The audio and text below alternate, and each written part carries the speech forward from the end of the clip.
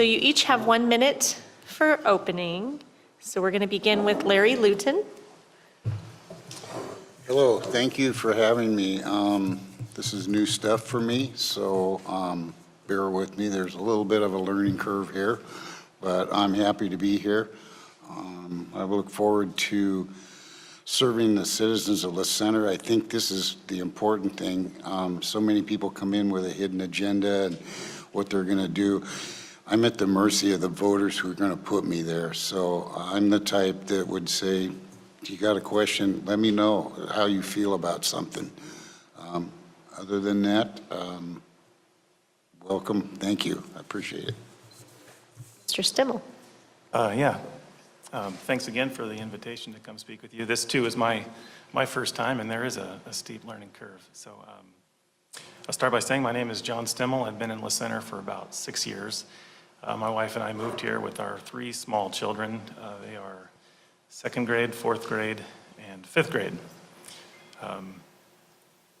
We simply fell in love with the city of La Center. I've never lived in a community like it. The trails and the parks and really the community involvement. When I saw half the town show up for opening day of Little League, I knew that this was going to be a place that we would try to stay in for at least my children's entire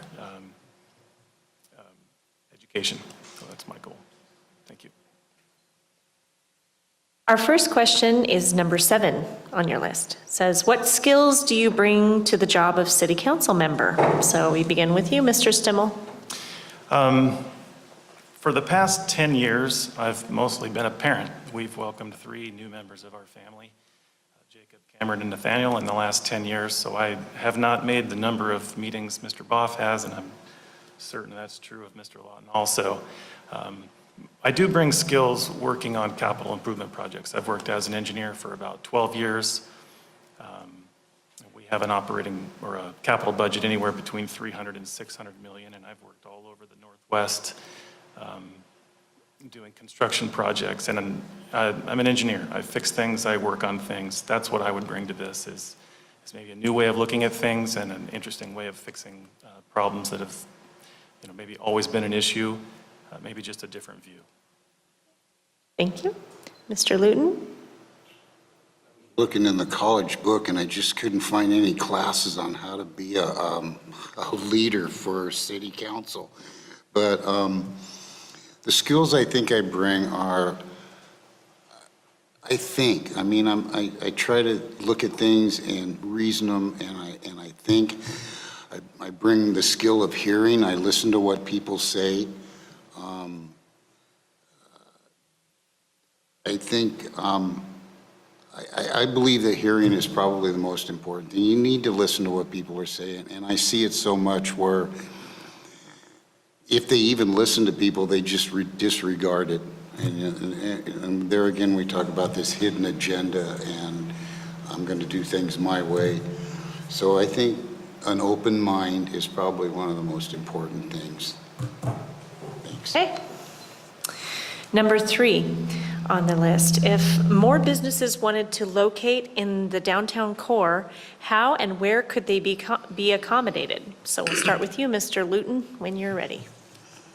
The center, as you know, is pretty small, and we are limited in the type of land that we have available. I know that one of the things I've thought about is the TDS building, which is right behind the City Hall, and it's been vacant. I've been in La Center for about 4 years, and it's been vacant as long as I know. That's the kind of place that could make what I call a secondary or a tertiary healthcare facility. Maybe somebody who's post-surgical recovery could go in there. It's not going to impact the city so much, and it would generate a good working tax base. And some people right off go, well, I don't want any rehab people in there. Well, I'm not necessarily talking about chemical rehabilitation. I'm talking about physical rehabilitation. And that's a low impact. And those are the kind of, that could support that pretty easy. Thank you. Mr. Stimmel? I think the most important part of that question is if more businesses wanted to locate to downtown core, I think there's space. There's parking lots that we're now seeing are not filling up like they used to. As Mr. Luton said, there's currently vacant businesses now. The 20-year plan allots for quite a bit of new business along the I-5 junction as well as at other places. The problem really is attraction. I haven't been to a ton of city council meetings, but from what I can tell, there's not a whole lot of businesses knocking on the door. So I think we really need to focus on the first part of that question, and that's how to get them to want to build businesses. And that's what I think we should focus on. Thank you.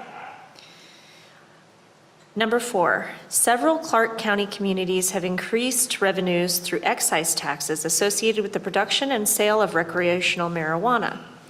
La Center has a moratorium which only the city council can rescind. Would you support the sale or growing of marijuana in the city? And it begins with you, Mr. Stimmel. I would not. We just had an interesting discussion about that, I think, just last night in the town hall. And the reason, the reason for that is my focus on children. Yes, we could probably make money on that, and yes, other cities have. We've got one not far down the road in Battleground. But it's not just the sale and the bringing those people in and out. It's the people consuming those, and I'm not just talking about behind the wheel. A year ago, my son was hit by a kid on a bicycle in the park.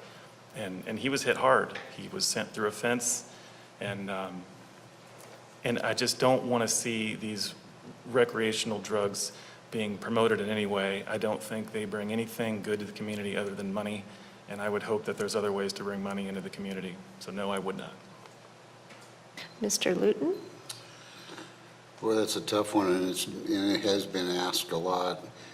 My first reaction right off is I don't think we should do anything until the federal government makes a decision.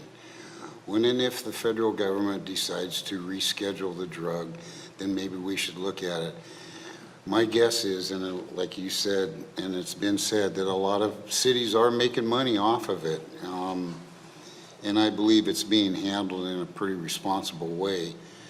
But my guess is that if about the time La Center decided that they would get into it, the bottom would probably fall out of the market, so it would be a moot point. So that's until the feds make a decision, we're pretty much limited, I think, in what we can do. Thank you. The next city annual budget may be $1 million lower due to the costs of revenue from 2 card rooms that closed. What would you do to replace this lost revenue? What city services might you trim if need be? Mr. Luton, you go first. Well, we're working on replacing that. La Center probably is everything based on those card rooms, because I remember, I grew up in Clark County. I've lived here my whole life. And when they came out here, everybody was worried about the gloom and doom, and it turned out saved the city. So I just think that as we move on, we're going to have to find other ways. We're down by 2 card rooms now already, so I think we're going to have to look at different ways to substitute. I think the card rooms will stay, and they'll support us as much as they can. When it comes to trimming city services, I think it's going to have to be an across-the-board thing. I don't know if you can just get rid of one thing as opposed to keeping something else. If you've got something that's got 3 employees, you may have to cut to 2 employees. I can't see eliminating programs altogether, but I know it's something we are going to have to address. Thank you. Mr. Stimmel? Well, I would hope that we were able to attract business and raise tax base so that cuts are not necessary. Obviously, that's very optimistic. I can hope all I want. I would really fight hard to not fight police or to not cut police and fire. Living this far outside of the city, I know very well that the reaction time and the travel time to get an ambulance out, having seen it firsthand, I know they don't. The fire department takes those people into the city as opposed to waiting for anyone else, and I just don't think we can afford to make cuts in police and fire. I especially like seeing the police in the mornings and in the afternoons just driving around the neighborhood with 3 young kids running around who continually dart into traffic, both on their bikes and running. I really like seeing the policemen and the firemen just around town. That would be an absolute last resort if I have any say in the matter. So again, I think we need to focus on attracting business, raising tax base, as opposed to making cuts. We're going to go on to number 6, which says the city uses private consultants to do work on major issues and projects. Would it be better to hire city staff? Why or why not? John Stimmel, you go first. Yeah, we face this quite a lot in my industry, and while it's almost always cheaper to contract, you don't get the same level of performance. And I think that's because they don't have any skin in the game. They're contracted to do a job, they will do that job based on what the contract says, and then obviously wanting to get paid. When you have somebody living in the community who has a stake in that community, I believe you get more bang for your buck. In my industry, if it's an employee who's going to be in this company for a long time, perhaps retire, the output of that person is sometimes very different from a contractor. So I would caution against, taking the cheapest way out, although we might be faced to do that in the future. I always like an employee over a contractor. Thank you.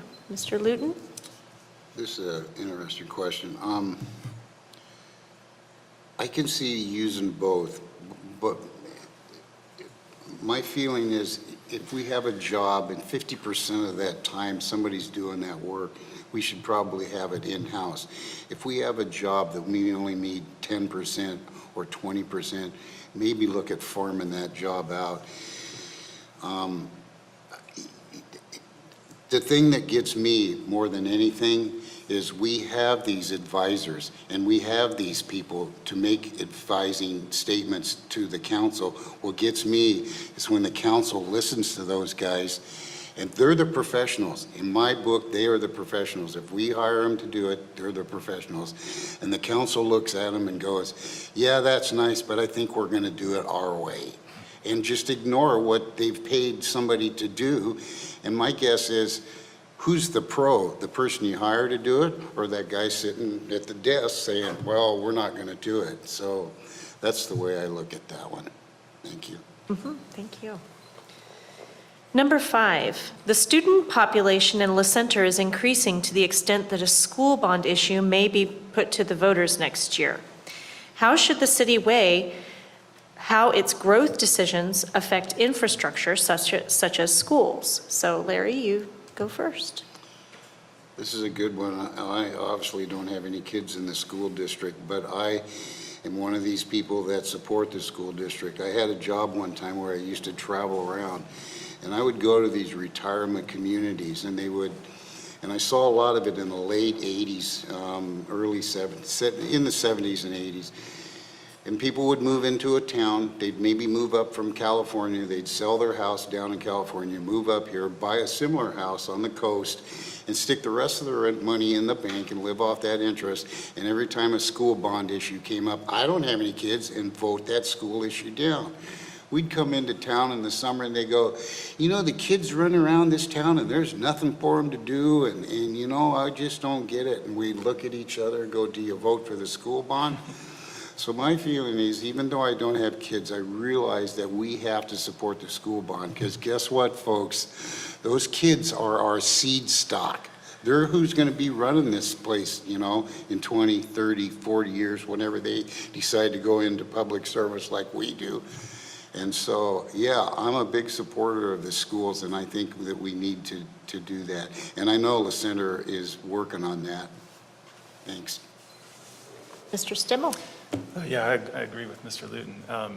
I didn't grow up in La Center, but I would say that whether you agree or not, I think the children have made that community what it is. The money may have come from the card rooms, but there would have been no reason to build these amazing parks and trails and other things if there weren't children to run through them. When I see how many people show up for a football game or how much of the town shows up for opening day of soccer, I heard someone stayed out all night long just putting up balloons. There would have been nothing to spend that money on if it was a retirement community. You know, the children are what made that important, and if we don't focus on them and make them a priority, I don't know what'll be left in the future, whether you have money or not. I'm not sure what you'll spend it on, but the children have to be a priority, and we have to support the schools in their growth, especially with so many new houses being built. It has to be a priority. Last question.